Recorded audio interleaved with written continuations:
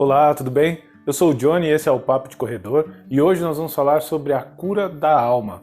Muitas vezes a gente vê mensagens espirituais, mensagens até mesmo essas de Instagram, falando que é muito importante que a gente consiga curar a nossa alma para que todas as outras coisas da nossa vida comecem a fluir. Em alguns outros casos fala que a gente precisa curar os nossos pensamentos, as nossas emoções para que a gente possa curar a alma. Então vamos falar um pouquinho sobre essa situação. Eu acho que vai ser um assunto bacana para a gente poder explorar aqui e é claro, no final, como sempre, eu gostaria muito que vocês também colocassem suas opiniões para que a gente possa debater e aprender e se desenvolver em conjunto. Dentro do conceito de alma, a gente pode utilizar existem várias vertentes, mas dentro do kardecismo, dentro dos livros de Kardec, no primeiro livro, lá o Livro dos Espíritos, a conceituação do que é a alma é muito bem detalhada. Logo nas primeiras folhas do livro, onde ele começa a dizer que ele vai chamar de alma o espírito quando está encarnado.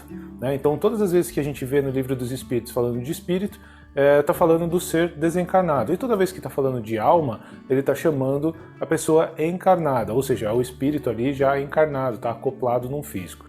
Então lembre-se, eu já falei em outros vídeos aqui, nós temos um perispírito, um duplo etérico e um físico, ou seja, o duplo etérico cola energeticamente o perispírito no físico e é exatamente isso que faz com que nós estejamos aqui grudados no físico e não conseguimos sair. Então a alma neste momento é o nosso perispírito que está acoplado no nosso físico. Todas as ações que acontecem emocionais e até mentais nascem deste composto todo que tem as suas variações, inclusive o espírito dentro dele ali acoplado. Ou seja, emoção e razão fazem parte de todo o processo de cura da alma. Os antigos orientais falavam que mente sã, corpo são, ou seja, quando eu tenho o meu mental em equilíbrio junto com as minhas emoções, eu tenho um corpo muito mais saudável. E aí a gente vai começar a olhar por todos os aspectos de quem nós somos, quanto a minha alma está doente para que ela possa ser curada. É muito fácil a gente olhar para dentro de nós e ver tudo aquilo que é positivo e tudo aquilo que é negativo dentro do nosso dia a dia. Eu costumo dizer, um grande amigo espiritual me ensinou que a gente quando encarna, a gente vem com uma mochilinha, E dentro dessa mochilinha tem as nossas ampliações e as nossas limitações. Dentro das nossas ampliações são as nossas virtudes, as coisas positivas que a gente tem, que são ferramentas que vão nos ajudar a dissolver e a trocar as nossas limitações. E as limitações são pesadas, enquanto que as nossas ampliações são muito leves. Então a nossa mochila, quando a gente chega aqui na vida física, vem altamente pesado, porque ela vem com boa parte, metade delas ali, de limitações. E o nosso trabalho encarnado é trocar as nossas limitações por ampliações enquanto estamos aqui. Então, as coisas positivas que a gente tem, uma pessoa que é empática, que tem compaixão, que tem vários sentimentos positivos, são coisas que ela trouxe nas suas ferramentas para vivenciar a vida física, que auxilia ela para tirar as coisas que são negativas. Então, quando a gente tem arrogância, irritabilidade, preguiça, tantas outras coisas que vão fazendo com que a gente se desvie da moral, da conduta moral, como o Kardec nos ensinou e como Jesus já pedia para que a gente estivesse lá atrás, a gente acaba desviando um pouco, porque elas são pesadas e são complicadas. Então a nossa missão é exatamente fazer essa troca de ampliações das limitações pelas ampliações. E o nosso processo de cura da alma é exatamente isso. Cada vez que nós temos limitações, estas limitações que em forma de energia adoecem a nossa alma. E tudo que acontece de reflexo aqui na nossa vida física é exatamente o reflexo da nossa alma. E aí a gente vai perceber coisas, por exemplo, como tristezas, angústias. Eu lembro quando eu era muito novo, eu falava para minha mãe que eu tinha saudade de alguma coisa que eu nunca tinha vivido. E era uma coisa constante, uma coisa que ficava ali me incomodando, uma tristeza de alguma coisa, como se fosse uma saudade. Mas eu não sabia nem o que era, porque não era nada que eu tivesse vivido, Então isso já é algo que vinha de lá, da alma, lá do espírito, que a gente acaba decodificando através de uma emoção e que a gente não sabe muito bem o que é, porque isso nos dá inclusive repercussões físicas.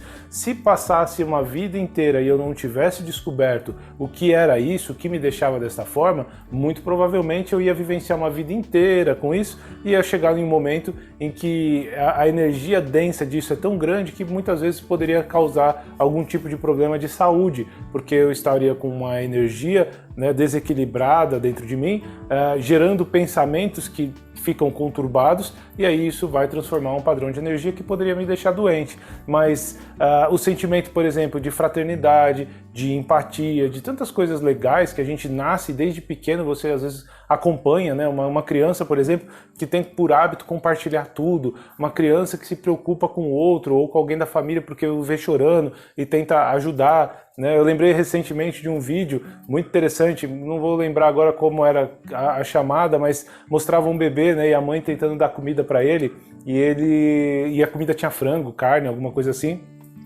E ele falava que não, ele não comia os bichinhos, né? Que os bichinhos, Deus criou os bichinhos para ficar com a gente. E a mãe tentando colocar comida nele, e ele era tão pequenininho que... E a mãe não ensinou isso para ele, né? Mas ele já veio com isso dentro dele. Então isso veio da alma dele, das condições espirituais, né? Da mente maior dele e das emoções maior dele que estão sendo passadas ali para aquele físico, são as ampliações que ele veio, né? Então a gente tem esse lado luz muito forte dentro de nós, esse lado de evolução, assim como a gente tem as nossas agressividades também, né? Então veja em contrapontos, né? Esses dias eu estava conversando com a minha família e eu lembrei que eu bati a mão numa mosca, era bem pequenininho, devia ter uns 5 anos de idade, e eu bati a mão naquela mosca e ela caiu e ficou realmente uma bolinha, assim, não sei se era sangue ou se eu acreditei que fosse, mas ela não voava mais. E aí eu fiquei muito chateado, né? Quando criança, chorei, porque eu olhava para aquela mosca e na minha cabeça ela tinha família e ela não ia voltar para a família porque ela estava machucada e o culpado daquilo fui eu. Então eu fiquei muito mal, né? Quando criança, e eu comecei a cuidar da mosca. Passei uma semana levando arroz, né? Eu ia almoçar, eu separava o grãozinho de arroz, levava para a mosca, né? No final, claro que a moça morreu, ela não sobreviveu. Só que quando ela morreu eu chorei muito, porque eu me senti culpado, né, de que eu tinha realmente matado aquela mosca. Aí a minha irmã, com toda a sensibilidade dela, e ela brincava muito comigo, tirava muito sarro, mas naquele momento ela teve uma certa sensibilidade, e ela pegou uma caixinha de fósforo, colocou a mosca lá dentro e foi me levar lá para fazer o enterro da mosca. Nós fizemos o enterro, aquela coisa toda. Ou seja, uma criança muito pequena, já com uma consciência de que o impacto que ela possa ter causado no outro pode ter gerado vários outros sofrimentos em outras pessoas, não só nele, mas também num conglomerado de coisas. Ou seja, algo que veio nato, né, com o meu espírito que tinha essa percepção. Em outra contrapartida, por exemplo, já na minha fase adulta, houve uma época em que eu tinha muita agressividade dentro de mim, nunca saiu essa agressividade, mas me preocupava. Então, às vezes, irritadíssimo, né? Tava no trânsito, aconteceu alguma injustiça, tinha uma vaga de carro, eu ia parar o carro e aí entrava um motoqueiro, aconteceu isso, entrou um motoqueiro e tava vendo que eu já tava embicando o carro, ele pegou, entrou de qualquer jeito e parou, né? Um oportunista, né? E aquilo, nossa, me assustou, porque eu fiquei tão cego de raiva e de irritação que eu não conseguia ouvir mais nada, ver mais nada, eu não conseguia nem me mexer. Se eu tivesse me mexido, se eu tivesse feito mais alguma coisa, eu teria saído do carro, eu teria agredido o cara. Mentalmente, a minha mente me viu saindo do carro, pegando o capacete dele e batendo nele com o capacete. Olha que ponto, né? A gente tem dentro de nós algo que é totalmente fora do padrão da nossa personalidade, mas está lá dentro. E aquilo que está lá dentro faz parte de nós. Ou seja, a nossa alma, ela já vem doente com muitas dessas coisas. Talvez agressividade, talvez egoísmo, talvez preguiça e tantas outras coisas que a gente já conhece e vivencia no nosso dia a dia. E não é bonito ou feio, puxa, não vou falar dos meus defeitos porque senão as pessoas vão julgar. Todos nós temos, né? A não ser que nós sejamos seres de muita luz, que vem numa encarnação de missão mesmo, daquelas globais, né? Que vai mudar um país, que vai mudar... Mas olhando para dentro de nós, se a gente já acha esses desequilíbrios tão banais do dia a dia, a gente vai perceber que nós somos espíritos comuns, muito doentes e que precisam também de ajuda. Só que lembre-se, nós temos as ampliações. Não é só porque a nossa alma está doente que a gente também não tem como ajudar o outro que está doente. Então é sempre um compartilhamento. Às vezes onde a minha limitação é grande, às vezes é a ampliação do outro. Então o outro me ajuda com a ampliação dele e às vezes eu ajudo com a minha ampliação o outro e os dois crescem. Então é por isso que a gente tem a caridade, tem que ajudar, por isso que Jesus falava que nós precisávamos amar uns aos outros como a nós mesmos, porque nós gostaríamos que as pessoas entendessem as nossas limitações, mas muitas vezes a gente não entende as limitações dos outros. Então se a gente compreender que todos temos limitações todos somos doentes e todos somos curadores, essa troca de cura entre um e o outro faz com que todos nós, encarnados aqui na Terra, comecemos a evoluir. Claro, cada um no seu tempo, cada um no seu movimento, todos nós respeitando o tempo de cada um, mas assim a gente consegue fazer uma ajuda mútua entre todos. Mas o mais importante, nós temos que ajudar a nós mesmos, que tem coisas que não adianta, ninguém vai conseguir fazer pra gente, né? Ninguém pode ir no banheiro pra gente, ninguém pode comer pela gente, né? Então, fazer essa cura da alma é uma coisa que ninguém pode fazer pra gente. As pessoas podem orar, mandar vibração, dar passe, fazer reiki, fazer massagem, prescrever receita de alimentação, olha, pode fazer milhares de coisas para nós para ajudar, mas fazer o processo de cura é sempre conosco e é por isso que a gente precisa estar muito atento nessas situações. Geralmente a gente vai observar que a nossa mente é quem muitas vezes faz com que nós tenhamos as sensações. Por exemplo, um dos grandes problemas que a gente tem hoje no dia a dia é a ansiedade, né? O desequilíbrio da emoção é bem complexo a ponto de nós sentirmos fisicamente quando temos uma crise de ansiedade. Mas em geral, a ansiedade nasce na cabeça, ou seja, são as nossas inseguranças em relação ao tempo, as coisas que a gente precisa fazer, a gente começa a se preocupar, ou seja, começa a se ocupar antes de algo acontecer, ou nem sabendo se aquilo ainda vai acontecer. O fato da gente ter medo de perder o controle, ter medo de ser surpreendido, ter medo de dar errado, a gente começa a se ocupar demais mentalmente e isso ativa a adrenalina dentro do nosso corpo, ativa uma série de defesas que vai fazer com que o nosso corpo trabalhe de forma exacerbada e isso vai acabar em algum momento trazendo alguns problemas e algumas sensações. Então a mente cria um problema, nós sentimos isso e o nosso corpo começa a trabalhar para tentar combater isso, como se fosse um sistema de sobrevivência mesmo, né? Nós temos adrenalina exatamente para isso. Lá atrás, né, na época das cavernas, nós usávamos adrenalina para fugir, porque muitas vezes nós éramos presas, a gente caçava, mas a gente também era caçado. E a adrenalina ajudava a gente para que a gente pudesse sobreviver. Então a gente corria mais, ouvia melhor, agia muito mais rápido, ficava muito mais forte nos momentos em que a gente precisava. É o nosso sistema de sobrevivência. Hoje a gente já não vive mais dessa forma e às vezes a gente acaba entrando dentro da estrutura de adrenalina, né, soltando adrenalina no nosso corpo por conta do estresse, só que a gente não vive mais o estresse como antigamente. Então a gente agride as pessoas, fica impaciente, irritado, porque a adrenalina está circulando o tempo inteiro no nosso corpo. Então a gente precisa entender que não adianta a gente controlar só a emoção, porque muitas vezes a nossa emoção é reflexo de uma mente bagunçada, de conceitos bagunçados dentro da nossa cabeça. Quer ver uma coisa que é bastante interessante? Se a gente olhar, por exemplo, o preconceito, uma criança, aquela pequenininha, 3, 4 anos de idade, ela não tem preconceito, ela vê a diferença, às vezes porque existe, né, um patamar diferente de estruturação das pessoas, de raça, de estrutura e comportamento, mas ela não tem avaliação se aquilo é certo ou errado. Quem diz para uma criança se é certo ou errado somos nós. Então, se hoje nós somos preconceituosos, aprendemos isso no mundo.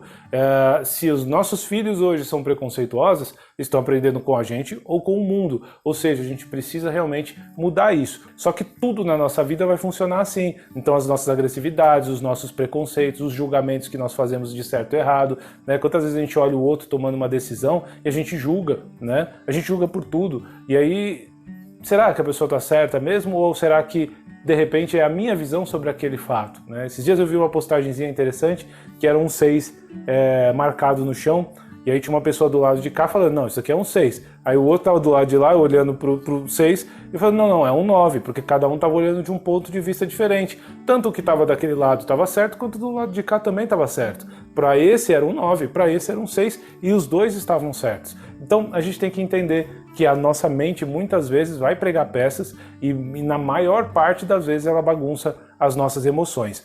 Como nós somos um corpo que está acoplado a um espírito, né, que neste momento a gente chama de alma, a gente faz uma troca energética de tudo que está acontecendo. O que tem de bagunçado nesse espírito vem para o físico e o que tem de bagunçado no físico vai para o espírito. Então isso gera a doença da alma. Se nós não trocarmos as limitações que são desse cara aqui, do espírito, que vieram trazer reflexo no físico, a gente vai continuar sustentando essa doença lá no nosso espírito. Então a gente não cura a nossa alma. O que a gente precisa fazer é aproveitar a encarnação para que a gente possa se modificar, e quando este corpo ficar aqui na Terra, a alma sai muito mais curada. A gente vai curar a alma fazendo bem, a gente vai curar a alma fazendo positivismo, cuidando dos outros, nos doando, né? As entidades falam muito sobre a palavra servir, aprender a servir aos outros, né? A servir a nós mesmos também. Muitas vezes a gente se deixa de lado e aí também não é correto. Tem gente que se abandona